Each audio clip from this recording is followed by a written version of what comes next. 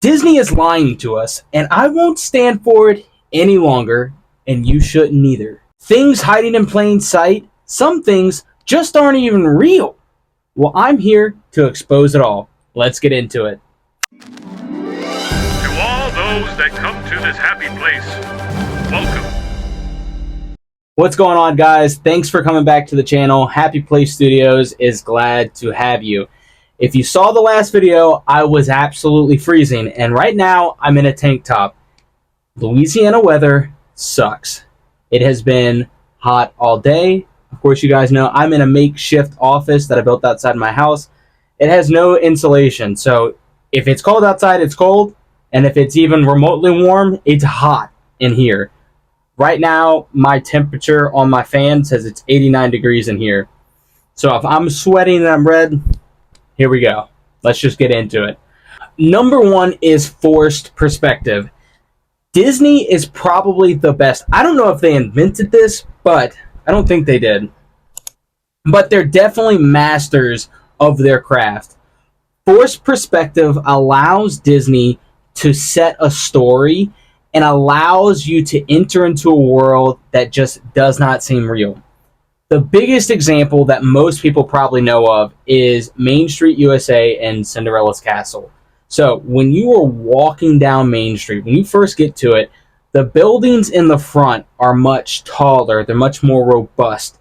And as you walk down Main Street, not only do the buildings shrink in height, but they shrink in width as well, making it seem as though the image at the very end, which is the castle, the object pulling you in, the object at the very end of the tunnel, which is the castle, seems much larger than what it actually is.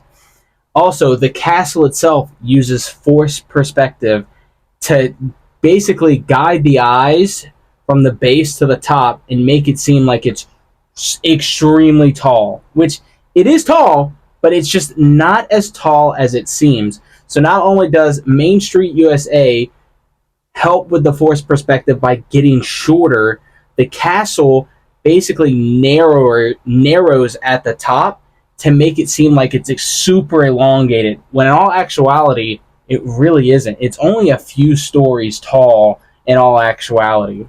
More forced perspective is not just size oriented, so it's not just geared to how tall something may appear. It also can gear you basically in the land that you're in. So if you're walking through, let's just say, Adventureland, you're not going to come across other objects that's not supposed to be there. So when you're there, you're going to feel like you're in maybe like a jungle-esque type environment. And as you work your way through the land, say you're going from Adventureland into Frontierland, the buildings start to shift and change gradually. It's not just like a hard stop. So the jungle doesn't stop and then immediately does the frontier of America start. No, it's a gradual shift. And what they use, like going through Adventureland, is you go through jungle and then it's shifted into like a pirate. So Pirates of the Caribbean is there, and it's shifted into a more pirate setting. So like the houses that are there aren't going to be covered in straw. They're going to look more like traditional, maybe late to mid 1800s, and then it starts shifting into America's West. So it's a slow, gradual change that Disney uses to make the eye and the experience of the person feel like they're placed into a world of wonder, that you're always entering into a new land, but you don't necessarily know when you're out of it, to make it very cohesive. So everyone that's there is getting the same experience, and it's not like, oh, it's a hard stop. Number two is fake objects. Fake objects help tell the story. Most of the time, they're minute details that even if you left them out, you probably wouldn't notice, but Disney goes so far to pay attention to all the little minor details to make sure that the person that's stepping into Disney World is fully immersed. Going back to Main Street USA, the American flags, which there are a lot of them on Main Street USA, most of which are fake, or maybe they're part of the colonies, or like part of the old American flag they're missing stars, they're missing stripes. The reason for this is so that the flags that are across Main Street do not have to be raised and lowered every single day. The central flag in the hub, as soon as you get into the park, is the only real American flag. And they do a raising ceremony and a lowering ceremony every single day to honor America and the troops that who have served or are actively serving at this time. Other objects that Disney does to really make sure the details are in place, you'll see more often in queues, but Disney does use around the park. One big fake object are the fake footprints inside of Toy Story Land to really engage the audience that you are now stepping into the world of a toy. So like it looks like texture on the ground, and I'll put a picture somewhere on here, but it's not texture. If you're really paying attention and you're looking down, it's giant footprints from Andy to make it seem like you're now engaged in his backyard. You are now the size of a toy, and everything around you is used for not only forced perspective, but for fake objects to really make sure that you are engaged. Other fake objects are used in line queues to really basically draw you into the story of the queue. Where Disney uses this a lot is actually the rock work that you see throughout Magic Kingdom or many other parks. So, for example, if you're walking through Little Mermaid and Magic Kingdom, all the rock work that you see there was custom done to really pull you into Ariel's story. If you're in Galaxy's Edge, where it's hyper interactive, the stonework that you're walking into Rise looks like you're going into a cave. That cave was not there before. It's stonework done by master masons to create what looks like a natural environment, but in reality, it's actually not real. Like, they custom fitted everything to make it seem like it's jagged rocks and stuff like that, but in reality, it's all fake. Number 3 is probably one of my favorite that maybe most people don't even realize is fake, but it's fake smells and sounds. The smells specifically are what probably engage me the most. Like, I think it's so cool. So when you walk into Main Street USA, there's going to be a lot of references for Main Street because they do it the most, but all parks do it. So Main Street, when you walk in, there's popcorn carts as soon as you walk in. Sometimes these popcorn carts aren't even open, but you're still going to get the smell of popcorn. It's because you're walking into a theater. You are really getting hit immediately with, I am now on set for a movie, I'm at the movies. Both of those coincide together, and Walt really wanted to make sure that not only did he play on the sights of a person, but he also played on the smells and the sounds of a person. So the smells, like you smell popcorn, or when you're on a specific ride, you might smell certain kinds of water or the environment that you're in. Disney thinks of everything. Smells play just as much as a storyteller as anything else. The sounds that you're going to hear throughout the park, the sounds will gradually change. Same thing as we were talking earlier, the forced perspective as you're walking through the parks. As you're going through different lands, the buildings change, but also the sounds change as well to show that you're actually in a new environment. So when you're walking down Main Street, you're going to hear music of Grandstand, make you think that you're back in like the 60s or earlier, where Walt kind of grew up on his Main Street USA. And as you're moving through the park, when you're walking in Tomorrowland, it's grandeur because it's wanting to pull you forward. And then as you're walking into Fantasyland, you're going to get into this lighter air of environment, so the music will gradually change with you as you walk through the park. So they have thought of everything. The story is the most important aspect of Walt Disney World, and they go, how do I do that? Forced perspective,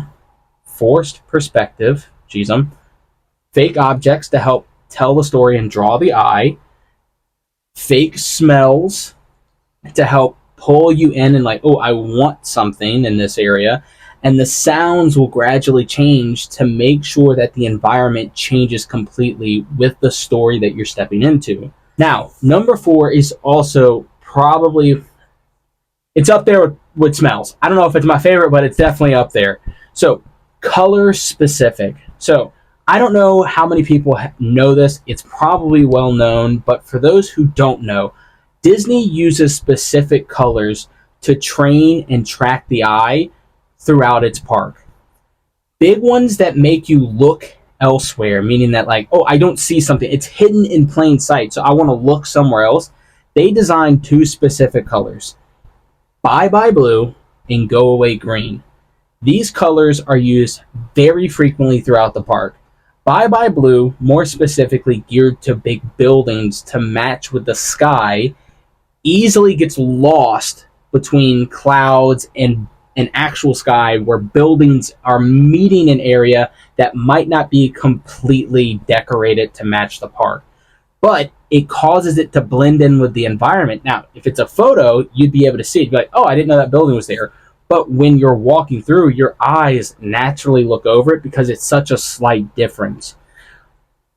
Certain buildings are also formed to shape like clouds. The biggest one would be those of Tron and not Spaceship Earth, Space Mountain, where these coincide and live within the environment, but your eyes aren't drastically trained to them because they use white and curved aspects of the building to blend in with the natural environment. Go Away Green is for more smaller direct objects in front of you. So a lot of times you're going to see this on like maybe fences where they put up large wooden fences to cover an update, or maybe you'll see certain parts of buildings being painted green, or maybe boxes placed over where trash cans were and they're painted green. So these little examples show up everywhere, and these greens are designed to attract the eye elsewhere, meaning like, oh, there's nothing there,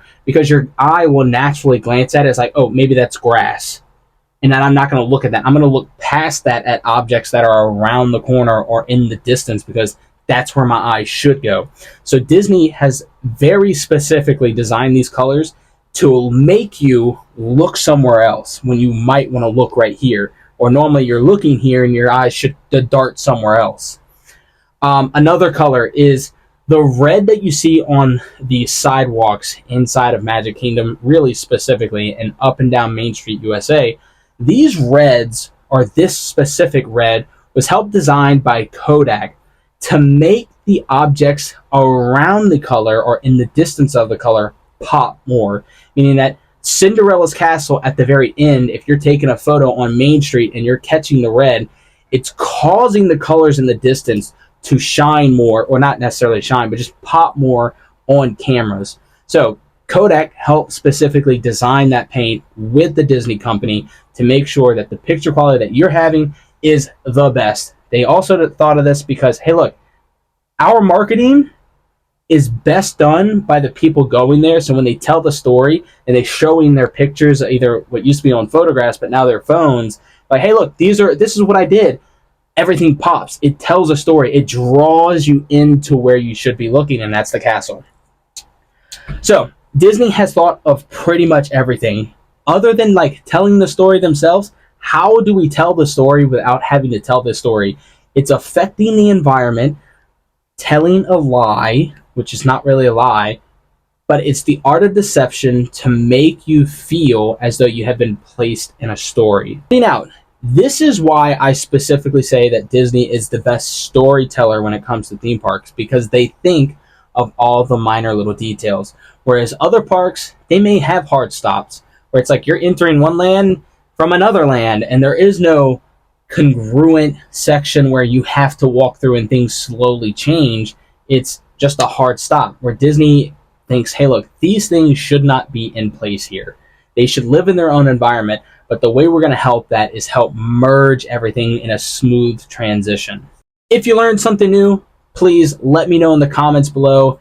If you're saying that, hey, look, everyone knows this, let me know as well. I need to know the videos to make for you guys that's going to be the most intriguing and it's going to help you the most when it comes to the things that you're going to use this information for your own good or life. So let me know in the comments below what you thought of the entire video. It wasn't very long. Do I need to go longer? Do I need to go in more details? Your comments help me the most when it comes to developing and creating content specifically to you guys. If you could, also, go watch another video. Go watch the video I did last week. It'd be great. It should be on the screen somewhere in here. But I appreciate you guys. I appreciate you guys so much. Please, again, let me know something in the comments that I could do better, or if you just enjoyed the content. It really helps out me and my videos to do better and reach more people, to help more people. For now, guys, that's it. I hope you guys had a great day. Hope you enjoyed this video. For now, go out, be you, be great, and I'll see you in the next one.